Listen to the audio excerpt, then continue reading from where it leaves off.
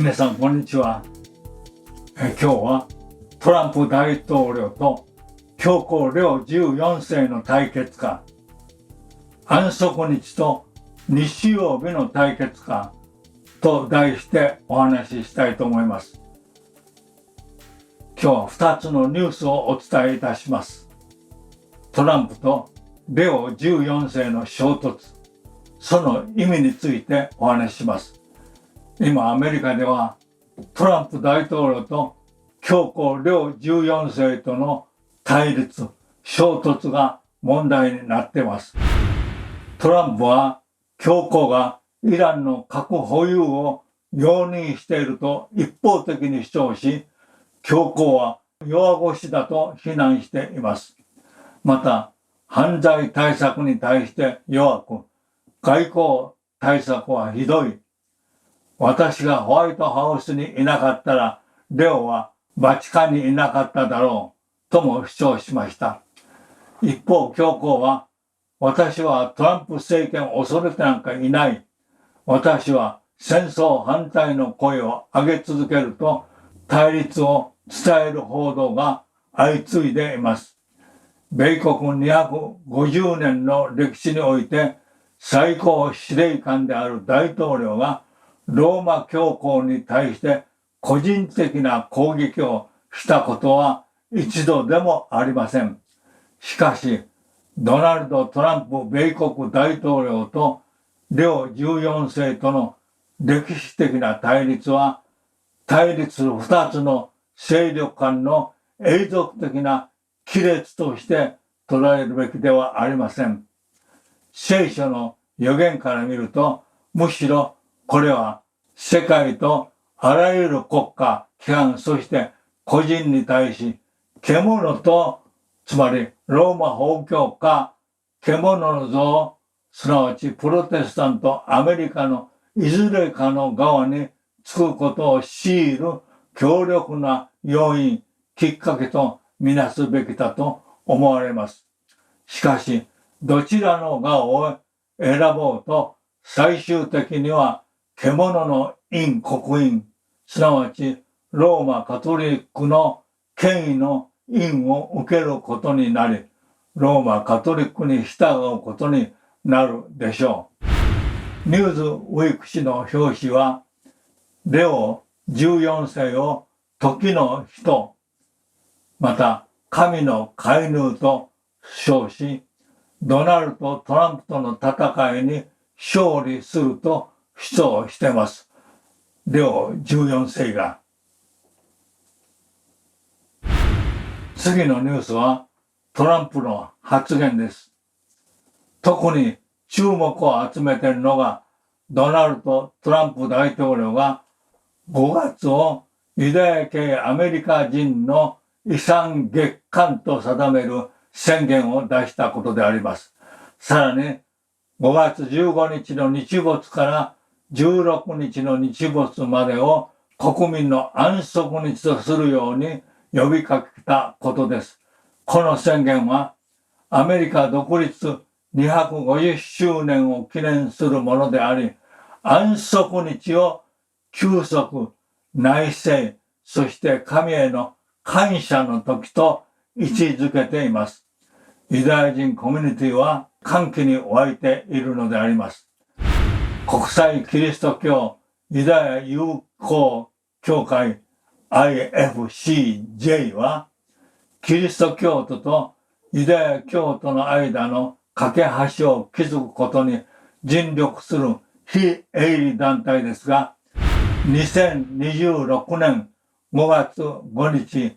IFCJ はトランプ大統領、米国大統領として初めて全国的な安息日を呼びかけと題するニュース記事を発表しました。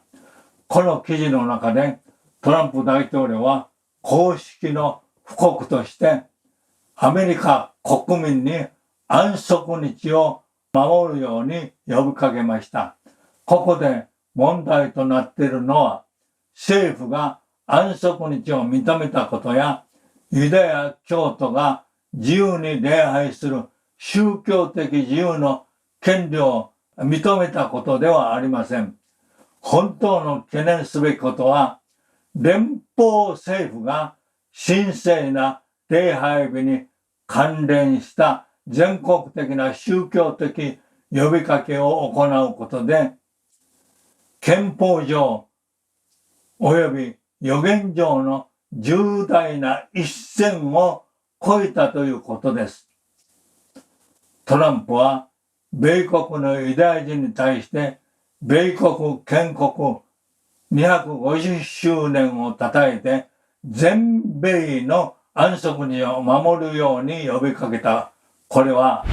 大学、キャンパスなどで増える反ユダヤ主義的な行動やイスラエル批判運動を差別や差別的言動として明確に規制、対抗する目的がありました。アメリカのいろいろな大学では反ユダヤ思想が流行っているそうであります。トランプ氏はまた、ジョージ・ワシントン大統領が1790年に米国は偏見を容認せず、白衣を助長しないと宣言したニューポートのユダヤ人改宗に宛てた手紙を引用し、ユダヤ系アメリカ人が国の建国の約束を果たす手助けをしていることを強調しました。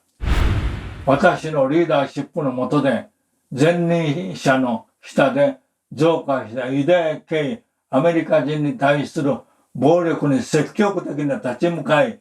憎悪犯罪者を法の最大限の範囲で起訴し、あらゆる規範、特に大学キャンパスにおける反ユダヤ主義の蔓延を根絶するために取り組みますとトランプ氏は述べました。そして大統領として宗教の自由を守るために戦い続けると約束しました。反ユダヤ主義思想が急増しているようです。初代教会においては皆7日安息日を守っていました。ある人は新約聖書では安息日は土曜日か日曜日か問題ではなかったと。どうして安息日がそんなに大事なのでしょうかと質問します。1世紀には土曜日安息日が礼拝日として当たり前であったので議論するまでもなかったのです。2世紀、3世紀になって異教の習慣、教え、儀式が徐々にキリスト教に入ってきました。異教に譲歩する精神はなお一層神の権威を無視する道を開いた。サタンは教会の清められていない指導者たちによって第4条を変更し、神が祝福し聖別された昔からの安息日を廃そうとした。そしてその代わりに異教徒が太陽の神聖な日として守っていた祭日を高めようとした。この変更は初めから公然と行われたのではなかった。最初の2、3世紀の間、すべてのキリスト者たちは真の安息日を守っていた。彼らは熱心に神をあがめ、神の律法は不変であると信じていたから、その戒めを熱心に清く守っていた。しかし、サタンは彼の代理者たちを用いて非常に巧妙に働き、その目的の達成を図った。人々の注目を日曜日に引くために、それはキリストの復活を記念する祝日とされた。宗教的礼拝が日曜日に行われた。しかし、その日は娯楽の日とみなされており、安息日が従来通り清く守られていた。安息日と日曜日は共存してた。ここ気をつけてください。安息日と日曜日は共存していたんですね。ついに4世紀には土曜日と日曜日の両方を守るように進めていた。これは大総統という本の46ページから47ページに書かれています。非常に大事なところです。4世紀に安息日と日曜日礼拝を共存していました。やがて反ユダヤ感情が大きな要因となって、日曜日をキリスト教の礼拝の主日とするように移行していった。アメリカも同じパターンを踏むでしょう。今は大統領の意見はそうであっても、キリスト教、アメリカの世論はやがて変わるでしょう。大総統と本の48ページに、半分しか回収していない異教徒たち、野心満々の司教たち、そして世俗を愛する教会人たちによって彼は自分の目的を成し遂げた。幾度か公会が開かれて、教会の指導者たちが全世界から集められた。そのほとんどの会議において、神が制定された安息日が少しずつ低められるとともに、気をつけてください。安息日が少しずつ低められるとともに、日曜日はそれに応じて高められていった。こうして異教の祝祭日がついには神聖な制度として崇められるようになり、その反面、聖書の安息日はここ気をつけてください。ユダヤ教の異物であると宣言され、それを守る者たちは呪わるべきであると言われたと書いてあるんです。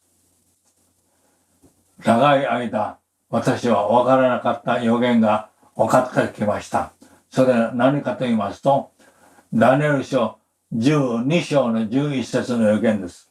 読んでみます。ジョーク、これはヘブル語でタミードと言います。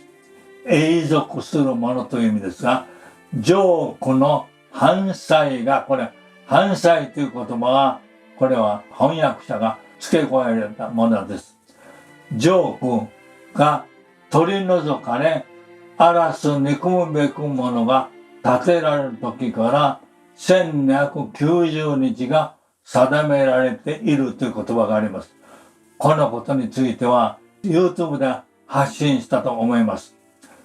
ジョークが、つまりタミードが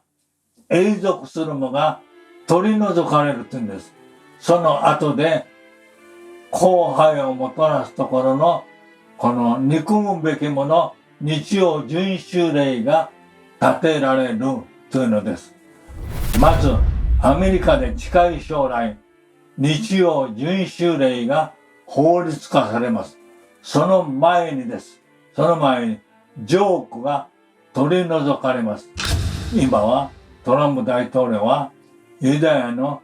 7日安息日を公認しています。同時に日曜日もキリスト教福音派の強力な支持で国民の礼拝日と従っています。安息日も土曜日も日曜日も共存しています。そのうちです。土曜日はユダヤ人の安息日と蔑まれていくでしょう。そして日曜日が高められていくようになります。4世紀と同じパターンです。そしてカトリックの日曜日、獣の刻印に礼拝せず、土曜日に7日安息日に礼拝する者たちが迫害されるようになるでしょう。ヨハネ黙示録17章の14節。彼らは子羊に戦いを挑んでくるでしょう。子羊は主の主、王の王であるから、彼らに打ち勝つ。また、子羊と共に召された選ばれた忠実な者たちも勝利を得ると約束されております。最後まで神の子羊イエス・キリストに忠実なものとなりましょう。